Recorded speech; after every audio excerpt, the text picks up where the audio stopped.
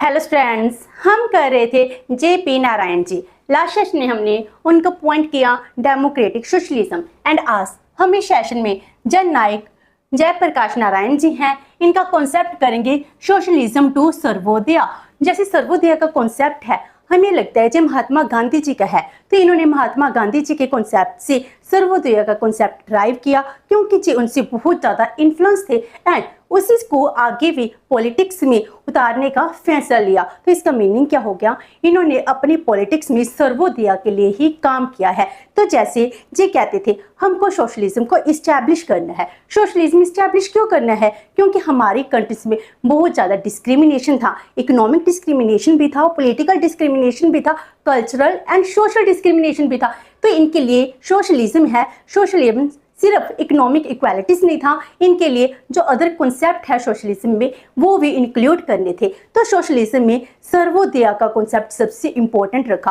अगर हम eastern countries के सोशलिज्म के कॉन्सेप्ट को देखते हैं, उनका सोशलिज्म का कॉन्सेप्ट क्या था? उसमें ह्यूमन बिहेवियर नहीं था, जस्ट इकोनॉमिक इक्वालिटी है वो क्रिएट करना था। तो ये कहते हैं इकोनॉमिक इक्वालिटी से ही अगर हम कहीं की सोशलिज्म इस्टेब्लिश हो जाता है, ये नहीं है। तो इसके लिए साइकोलॉजिकल वे से भी ह्यूमन को इक्वल होना पड़ेगा, इसीलिए सोशल कल्चर वे भी हमको सोशलिज्म को इस्टेब्लिश करना है। तो सोशलिज्म इनका कैसे है? सर्वोदय का। तो इसीलिए इनका कॉन्सेप्ट बनता है सोशलिज्म टू सर्वोदय। तो इसमें हम पहले करते हैं मीनिंग ऑफ सर्वोदय। सर्वोदय का मीनिंग क्या है? तो Sarvodaya implies uplift of all, that is the welfare of everyone। जो हमारे अंडर प्रिविलेज सेक्शन है, जिनको कभी भी ऊपर उठने का मौका नहीं मिला, डाउन ट्रोडन पीपल हैं, इनको अपलिफ्ट करना ही क्या है? सर्वोदय है। अगर हम अपनी कंट्री की बात करते हैं, इस कंट्री में टॉप पर रिचर पर्सन है एंड इसके बॉटम पर कौन है? पुअर पर्सन है। जो सबसे ज्यादा पुअर है, इन पर्सन को ऊपर तक टॉप तक लेकर जाना ही क्या है? सर्वोदय है। तो अपलिफ्ट ऑफ ऑल, सभी को ऊपर लेकर जाना है। तो इसके लिए हम ये नहीं कह रहे रिच एंड पुअर, इनके जो डिफरेंसेस है, इनका गैप है, कंफ्लिक्ट है, इंक्रीज कर दो।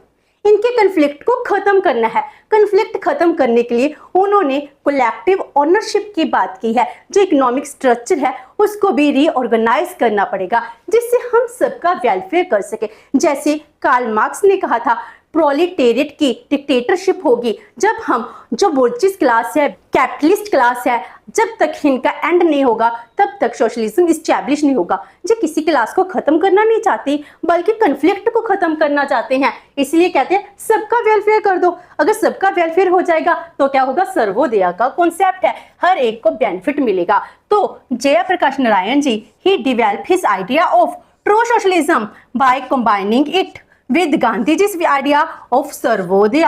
तो उनका जो सर्वोदय का कॉन्सेप्ट है, इन्होंने गांधी जी के व्यू से ही डिराइव किया है, उनसे ही अपने सोशलिज्म को और गांधीइज्म इन दोनों का मिक्सचर कर दिया, जिससे उन्होंने सर्वोदय के कॉन्सेप्ट को आगे बताया है। जो जयप्रकाश नारायण जी हैं, ही बिकेम जीवन दानी फॉर सर्वोदय। जब हमारा देश इंडिपेंडेंट होता है, उसके बाद सर्वोदय के लिए काम कौन करता है? जयप्रकाश नारायण जी ही करते हैं। तो वो डिसाइड करते हैं to concentrate on Bhoodan under Sarvodaya non violent movement initiated by Vinod Bhave. तो विनोद भावे ने 1951 में तमिलनाडु में भूदान मूवमेंट है उसको स्टार्ट किया था एंड जयप्रकाश नारायण जी ने 1954 में इसको डिसाइड कर लिया कि वो इसके लिए ही अपनी लाइफ को पूरी तरह से समर्पित कर देंगे। तो इसका कॉन्सेप्ट क्या था? भूदान में क्या था? जो बहुत ज्यादा लैंडलॉर्ड्स हैं, वो अपनी जमीन है उसका कुछ पार्ट दान दे दें। किसको दान देना था? जो लैंडलेस लेबर थे, जो पीजन थे, इनको अगर धरती का, अपने भू का थोड़ा सा भाग दिया जाएगा तो उससे क्या होगा? उनकी लिवलीहुड है वो भी अच्छे से चल पाएगी। तो इसलिए भूदान मूवमेंट है जो नॉन वायलेंट थी, इसको उन्होंने यूज किया, जिससे वो सोशलिज्म को सर्वोदय के लिए इस्टेब्लिश कर पाए थे। तो ये हो गया मीनिंग ऑफ सर्वोदय, जिसमें जयप्रकाश नारायण जी ने बहुत अच्छा कॉन्ट्रीब्यूट किया है। तो जो उनको सर्वोदय का कॉन्सेप्ट है, सोशलिज्म में मटेरियलिज्म है, लेकिन ये मटेरियलिज्म से स्पिरिचुअलिज्म की तरफ मूव कर रहे थे। मटेरियलिज्म टू स्पिरिचुअलिज्म, क्योंकि कार्ल मार्क्स का जो कॉन्सेप्ट है वो क्या है? Materialistic socialism. तो ये बिलीव करते हैं स्पिरिचुअल सोशलिज्म में। तो ही believe that social reconstruction is not possible only through materialistic philosophy as given by the Karl Marx. Karl Marx ने कहा था materialistic philosophy क्या है, हमको material, economic means, economic equality, जो भी गुड्स हैं अगर हमको ज़्यादा से ज़्यादा मिलेंगे हमारा वेलफेयर होगा, इससे सोशलिज्म इस्टेब्लिश होगा। कहते मटेरियल जो हमारा इंडियन कल्चर है, ट्रेडिशन है, इसमें हम मटेरियलिस्टिक गुड्स को ज़्यादा इंपॉर्टेंस नहीं देते हैं। कहते जितना भी ह्यूमन मटेरियलिस्टिक होता है उसमें जो दया भावना है वो खत्म हो जाती है, गुडनेस खत्म हो जाएगी, इसीलिए वो इसमें बिलीव नहीं करते थे। जब वो खुद PhD कर रहे थे उस टाइम कार्ल मार्क्स के मटेरियलिज्म बिलीव करते थे, लेकिन टाइम के साथ इनको नॉलेज होती है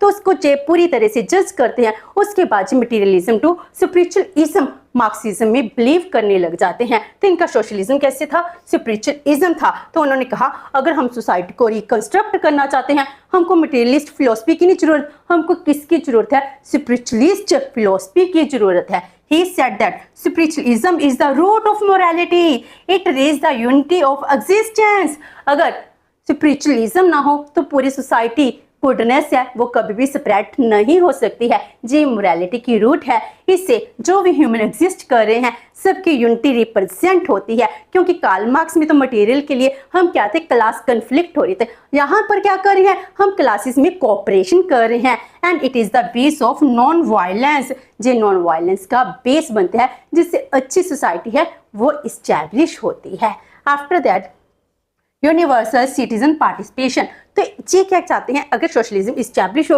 उसमें हर एक लोगों की पार्टिसिपेशन इंश्योर हो, तो administration should be run through proportional representative electoral system. तो इसका मीनिंग क्या है कि अगर हम कहते हैं जिसको मेजोरिटी मिल गई वही सरकार चलाता है, हो सकता है जिसको मेजोरिटी मिली हो, अगर हम 100 वोट की बात करते हैं, एक को 49 मिल गई, एक को 51 मिल गई, जिसको 51 मिल गई उसको मेजोरिटी मिल गई वो रन करेगा। तो 49 वाला क्या है कि इसको लोग फेवर नहीं करते हैं, कहते जिसको जितनी वोट मिली है उसी परसेंटेज के हिसाब से ही प्रोपोर्शनल रिप्रेजेंटेशन देनी चाहिए जिसमें आम लोग हैं वो भी पार्टिसिपेट कर सकेंगे। And simple majority single belt system did not ensure the public participation. अगर हम सिंपल मेजोरिटी करते हैं एक बेल्ट सिस्टम के थ्रू इलेक्शन कंडक्ट करवाते हैं तो इसका मीनिंग नहीं है कि लोग पार्टिसिपेट कर रहे हैं। इसके लिए लोगों को ग्राउंड लेवल पर भी एडमिनिस्ट्रेशन में अपनी पार्टिसिपेशन इंश्योर करनी पड़ेगी।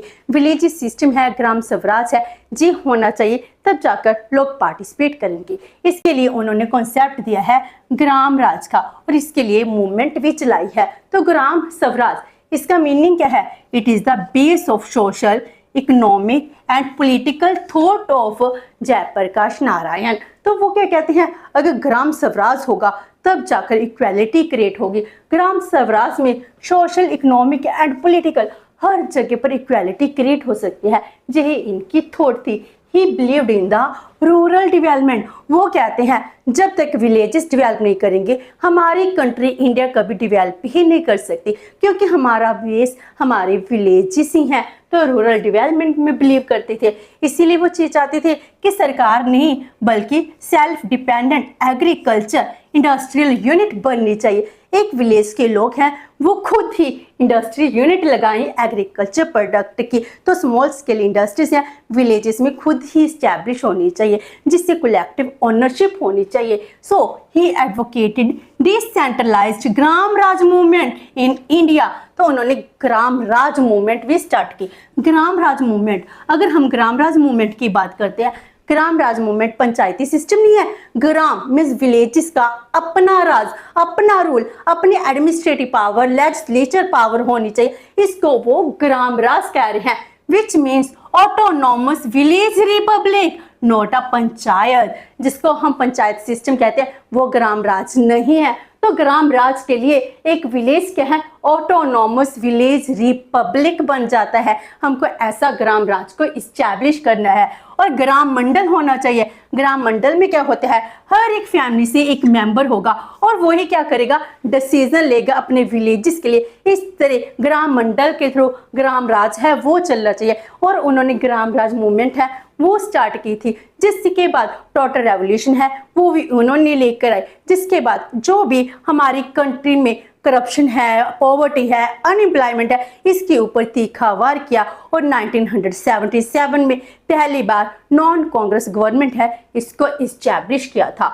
और इसमें उन्होंने economic structure of Sarvodaya democracy का कैसे बताया है। तो वो क्या कहते हैं, it is design to comprise a network of many local and regional small scale industries।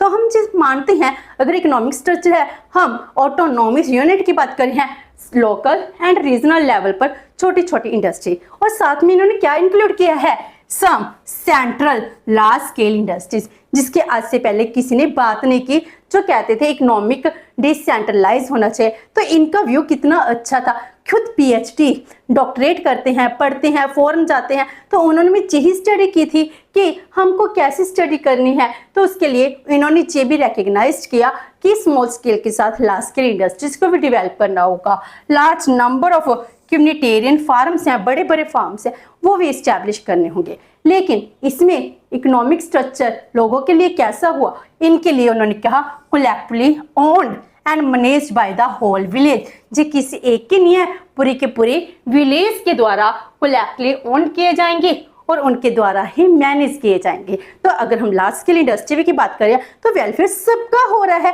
किसी एक पर्सन का नहीं हो रहा है। देन वो ट्रांजिशन चाहते थे डेमोक्रेसी की, क्योंकि उस टाइम जो प्रेजेंट डेमोक्रेसी थी उसमें लोगों को इंक्लूड नहीं किया गया था, इसलिए वो कुछ स्टेप्स हैं वो सुजेस्ट करते हैं for transition from the present stage of democracy to true and modern stage of democracy.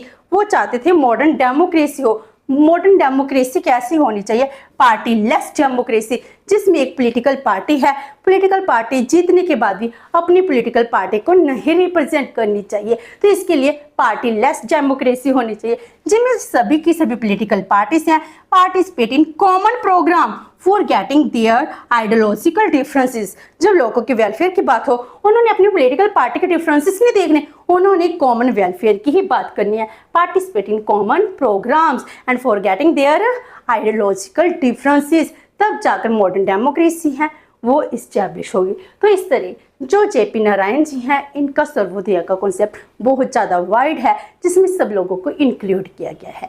तो नेक्स्ट सेशन में हम करेंगे टोटल रेवोल्यूशन का कॉन्सेप्ट। होप सो कि आपको ये सेशन अच्छा लगा होगा। अगर आपकी कोई क्वेरी है तो post comment box, and video अच्छी लगी तो please like and share with your friends. Thank you so much and have a nice day.